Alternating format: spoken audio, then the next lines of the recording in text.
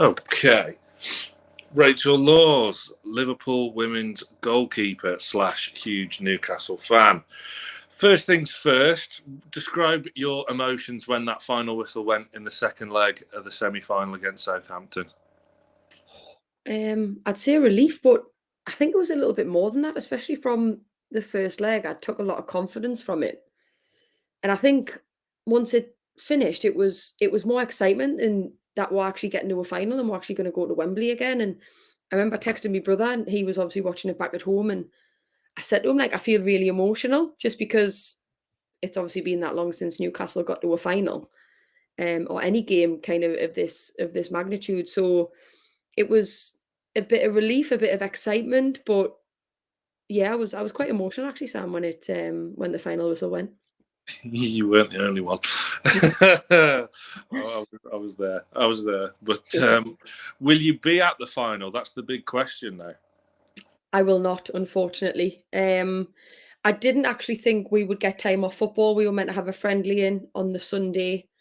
Anyway, that got changed, and we haven't now got a friendly. We're off actually Sunday, Monday. So I'm actually going to go home for it and watch it in the beloved Newcastle, with my family, and maybe have a little few, hopefully celebratory drinks to go with it. But no, I'm not going. I did try and get tickets, but they were like gold dust, Sam. It was ridiculous. Even the money some people were asking, it was just, and it's not just your ticket price, it's everything else. But would I love to go? Absolutely. But unfortunately, I'm not. I'm just going to be watching it in Newcastle. That's the next best thing, though, isn't it? If you Yes. can't get there to go back home and watch it, where the city will be buzzing that day. It's going to be a special weekend. Doesn't matter where you are. No, I know. And I think my brother said he went out for the first leg against Southampton, and he said he's never seen Newcastle like it. I think he actually went out for the second leg as well in Newcastle, and he said that's a semi-final, so God knows what the final is going to be like. The town is going to be absolutely bouncing. So I just, like you said, it's the next best thing. If you can't make it to the final, go and watch it in Newcastle. Absolutely. Looking ahead to the final, there's no getting away from the fact that in your position, between the sticks, yeah. Well, we were playing. It happened against your team. I know. So, what were you thinking watching that game? Because I know you would have watched it. It was one of those, Sam, where he probably hasn't thought about the next game. As a footballer, you don't, maybe leading up to the game you do, but actually when that whistle goes and you're on the pitch, you don't think about the next game. You take everything as it comes. And, afterwards, I spoke to my brother about it again, and I said, in that moment, he hasn't thought about it. I don't think he has. I'd be very, very surprised if he had thought that far ahead. But I thought, you've got to take into consideration we're 2-0 down. Another goal is, it sounds bad, but probably not going to be the end of the world to keep him on the pitch and keep him, in contention for the final. I just think it's an automatic reaction from Sam to grab the ball once he kind of misjudges it. I think he looks like he's gone to head it. And he's misjudged it, his chest. It's gone away from him. And I think it's automatic just for him to kind of, put your hands out and grab the ball. And I think for a split second, he forgot where he was. But as a fellow goalkeeper, I feel hot sorry for him because you could see in his face, he probably realised once he got sent off what was actually going to happen. And I think against Liverpool as well, which wasn't great for me, but Newcastle fan first and foremost, I wanted them to win. And, for Nick Pope, he's been fantastic for us this season, but for a split second, he's just, it's absolute madness. I don't know why he's done it. You'd rather concede and be 3-0 down after 20 minutes. It might be a bit more understandable if it was 0-0 and it was the 91st. I don't know. But again, the state of the game and at the point of the game it was, I just think it's a moment of madness from him. Yeah, it's a cruel game at times, isn't it? But on the flip side, now you've got a situation where, I mean, Loris Karius could go from 0 to hero after his last competitive performance. Yeah. He's currently averaging a trophy a game for Newcastle United after winning the prestigious Saudi Cup. And he played a blinding 45 minutes there. But actually, would you have had any dealings with Karius during? Did you ever cross paths? I don't think I did with Karius. Was I here the first time around? No, I don't think I did, Sam. I don't think I ever. He was maybe here when I was, but I never ever come into contact with him at all. But the Champions League game obviously is what he's remembered for, which is cruel, harsh, much like Nick Pope last weekend. Really though, solid goalkeeper.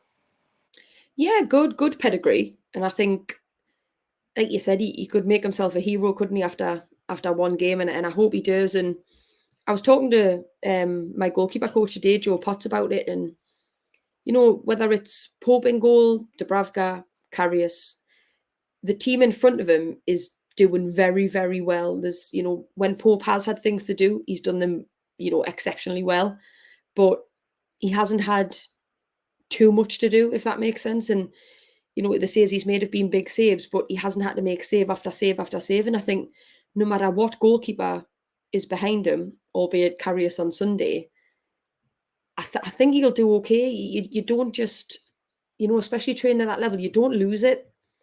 Game time, yes, maybe a little bit of match sharpness, but I think cup finals are an anomaly.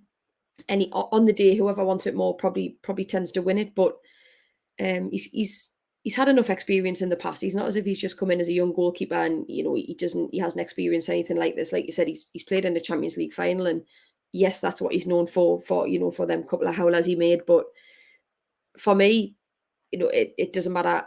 Ideally, I would have obviously loved Pope in goal because of how exceptional he's been. But I think whoever's behind the back 4 or 5 that day, I think they'll be fine.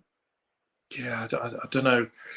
Obviously, people are going to make a big deal of it, but for me, I just don't have any qualms about having Karius in goal. Maybe I don't know, but I don't like the way he was particularly treated by Liverpool after that Champions League final. No, I know, and I think that's what sticks out in people's memories. But no one remembers how they got there and how many saves he made to get there. And I think I'm a lot more comfortable, I think, with Karius than I would be with Gillespie, just because Gillespie, I'm not saying he's not good enough, but he just hasn't had any game time at all, and very, very, very little in the Premier League. So I'm more than happy with Karius, and fingers crossed, touch wood, hug a tree. I hope he's fantastic for her.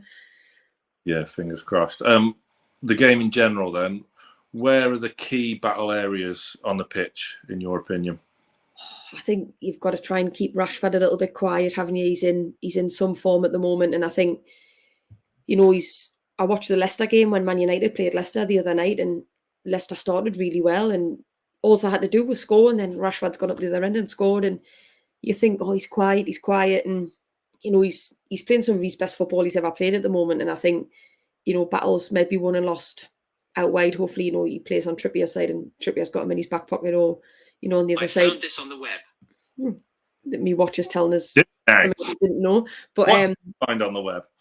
Yeah, but yeah, I think Rashford, you've got to keep him quiet. But I think someone like, for us, Wilson, Isaac. I think Wilson hasn't had the best of games lately, and he seems to just be missing a little something that he had a good few months ago before he picked up that little injury. So hopefully he hits the ground running. But it's a game of 2 boxes, isn't it? And I think if we defend how we've been defending and don't give too many chances away, I think at the other end we will create.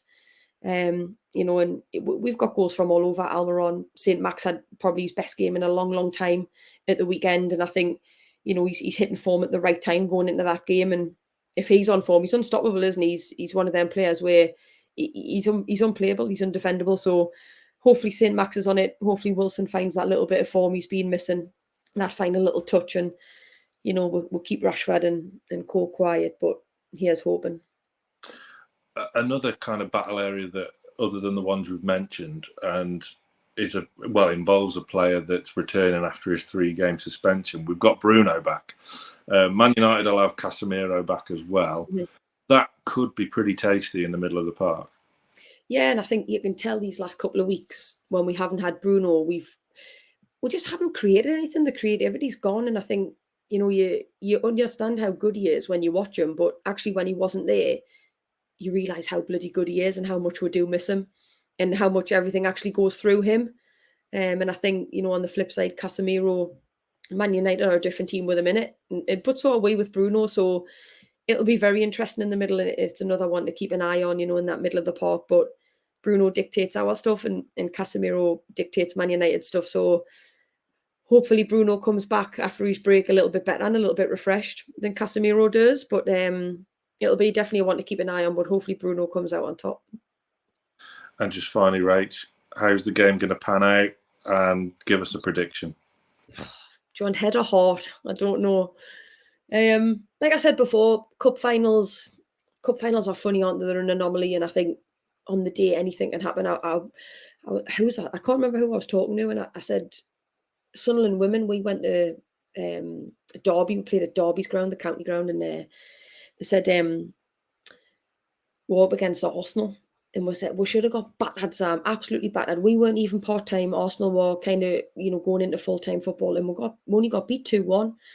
And I think that shows that, on the day in a cup final, no matter who you're playing against or what team's in form or what team's not, anything can happen. And I don't know, just with, the whole Karius thing happening, and you're thinking, you think a bit doom and gloom, but I've got to go with a Newcastle win. I'm going with me heart, not necessarily me head, but I bleed black and white, and if I didn't see a Newcastle win, I'd never forgive myself. But we've got enough in our team to beat them on Sunday. We've shown in the league we can compete with them kind of teams, and I'm going me heart, but I'm going to say it's going to be tight, probably one goal either way. I hope it's a lot more comfortable than that for Newcastle, but I'm going to go one goal either way, but I'm going to go Newcastle win.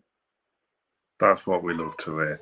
Well, right, fingers crossed you're correct. And thank you very much for joining us again.